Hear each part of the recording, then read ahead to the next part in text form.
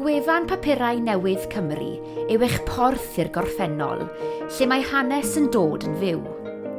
Chwiliwch dros 15 miliwn o erthyglau o dudalennau papur newydd, yn y Gymraeg a'r Saesneg, rhwng 1854 a 1919, a hynny am ddim.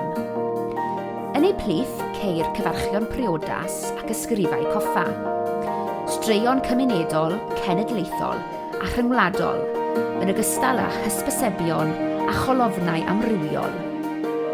Ewch i'r brif dudalen mwyn dechrau chwilota. Gallwch chwilio'r wefan ac yna hidloch canlyniadau mewn sawl ffordd. Yn ôl teitl papur newydd, iaith y cyhoeddiad, dyddiad, neu natur yr erthygl neu'r cynnwys.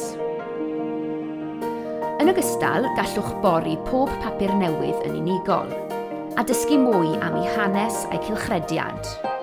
Mae modd i chi chwilota yn ôl ardal hefyd.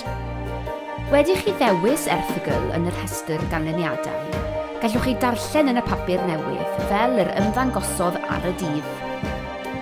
I dderbyn cymorth pellach wrth chwilio, ewch i'n tudalen cymorth. Dyma adnodd cwmbl anhepgor i unrhyw un sy'n ymddiddori yn hanes cyfoes Cymru, hanes lleol neu ei hanes teulu.